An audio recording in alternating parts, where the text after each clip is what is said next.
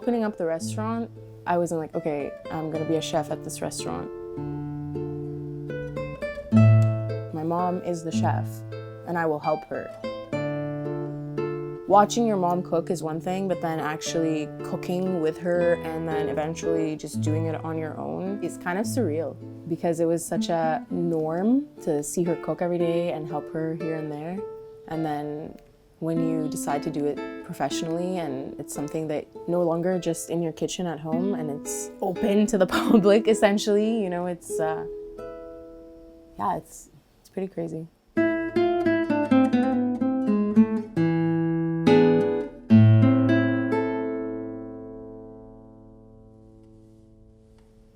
My name is Maha Barsoom. Murad is the name of my father. Barsoom is my family name.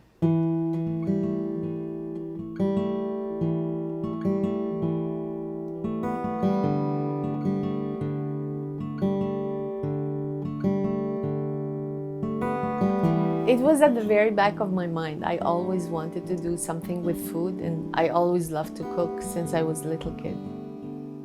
My parents would go to our farmhouse every weekend, and I would find any excuse to stay back alone at home to start preparing something or cook something by myself.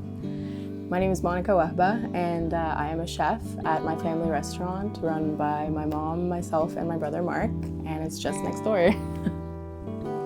Honestly, when I think about home, the first thing I think about is getting together with family for any occasion and just eating these gigantic feasts that my grandmas and aunts and my mom would cook up, whether like it's at my aunt's house, my grandma's house, or at our place.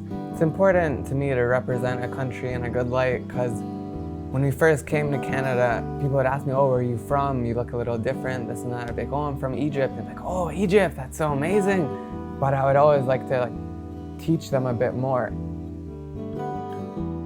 Landing in Toronto on December 17th in the year 2000. My friend told me that her sister immigrated to Canada and they have the door open for qualified workers. I was not very keen about the idea because I told her the same exact words. No, Canada is a freezer. I don't want to go live in a freezer.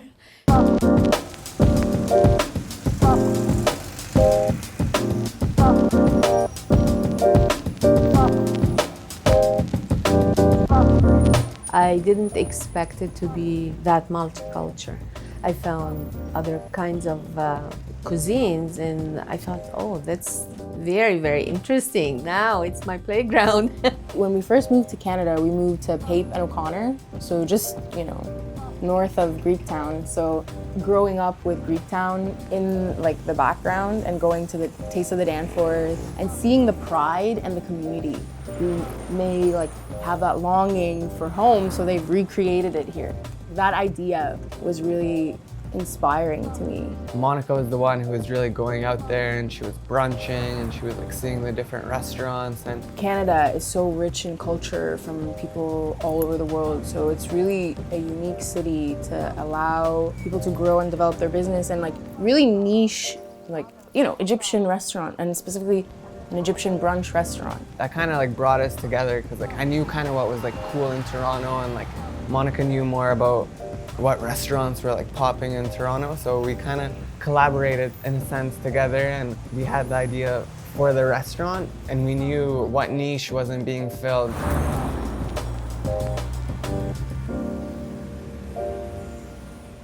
I was with Monika and Mark's father, and he got laid off, and my mom was very sick in Egypt, so I thought, maybe he can find a good opportunity of a good job in Egypt. So they took that trip and me and Monika stayed home alone together in Scarborough for maybe 5 months or something. And I told Monika and Mark, I'm thinking let's open a small restaurant or something like this, and then they both disagreed. Brunch is such an event that people get together and do, and it's so big in Toronto. When it comes to Egyptian food, when we brunch at home, for example, it's more epic than anything that you would find in a restaurant. So the idea to take like such a complicated cuisine that we grew up eating and like making it into something that's like more simple to execute, like on a restaurant scale, but also like really magical and delicious. It's brunch. Like we'll do Egyptian brunch. When Monika created this menu, I said, okay, that's perfect. That's everything they grew up on.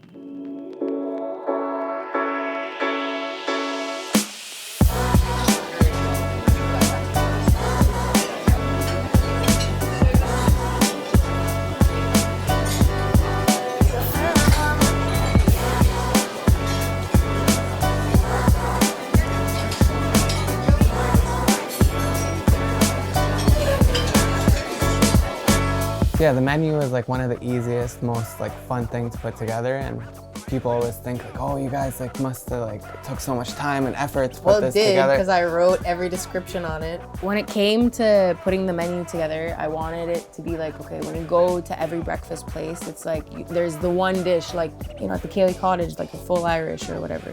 That's where the Cairo classic evolved from. And I wanted to use the word Cairo because that's the city that we grew up in and that's where we came from. And I wanted to claim it, you know, like this is from my city, from my country.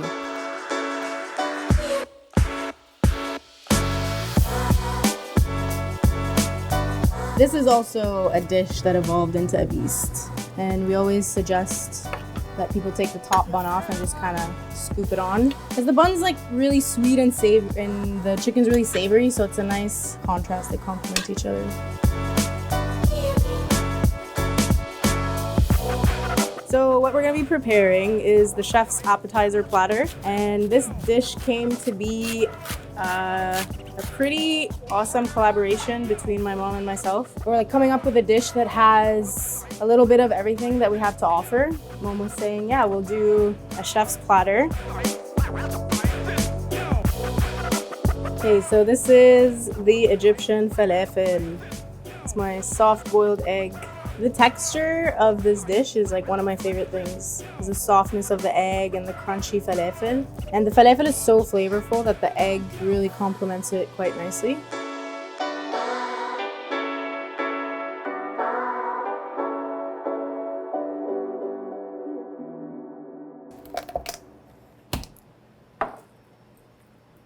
So this is the cardamom I break up fresh every day for our honey cardamom latte.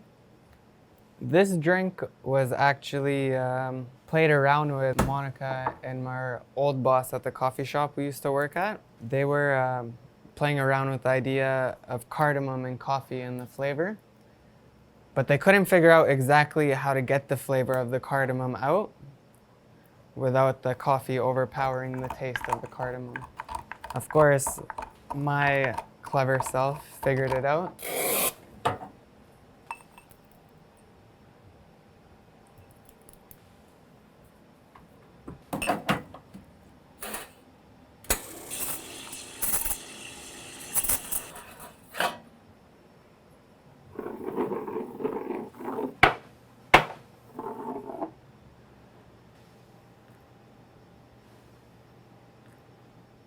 People don't care where the restaurant is, they don't care the location. I didn't go all the way to Egypt, but if you go to Maha's restaurant, you get that little part of Egypt in Toronto.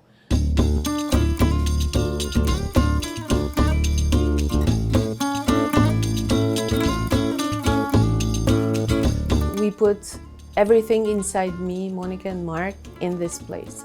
That's why lots of people, they come and they say, oh, we felt that we are stepping into your living room. And I feel so happy because that's exactly what I wanted people to feel. Once we opened the restaurant and Blog.to like did a page on the restaurant and the word got online, it was like spread.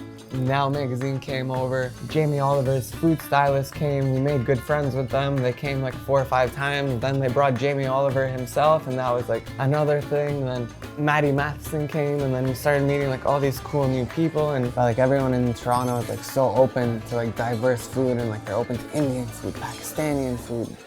I knew that people would love the food because I have confidence in myself. I know exactly what I prepare, what I cook, but I didn't expect it would be that busy it would be that much to deal with, you know. I was thinking, okay, I have to really study the menu to remember every single thing that I use for every single dish and make sure it's in the fridge, it's on the shelf, it's on the counter. You know, these things, I never thought about them before we opened the restaurant. So I was thinking, okay, I will be cooking in the back, Monika and Mark serving coffee and tea, and that's all, you know. But it didn't work that way. It was instantly crazy, and Monika, she came in the kitchen to help me, and she never came out.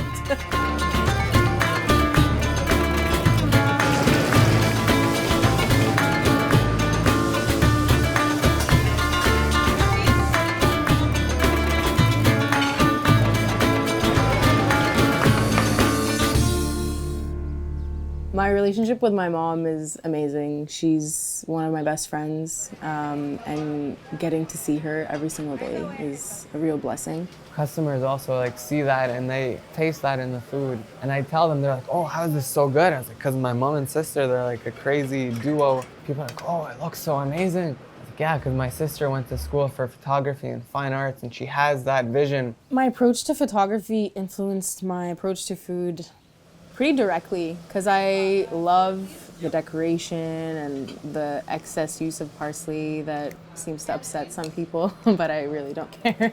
We have this dish, we call it the Egyptian falafel, and it's inspired from her going out to brunch, and it's inspired from Scotch eggs. Just like seeing someone who's like so like flawless with flavor like my mom and someone who's so creative like my sister come together and create something, it's unreal.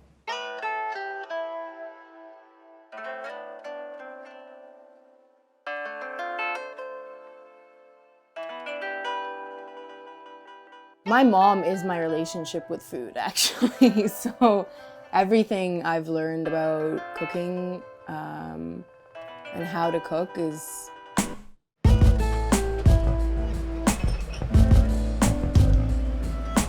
What you have in the menu should be what you present on the table. Not a little bit less, not a little bit higher. You know, yeah, maybe higher, it's okay.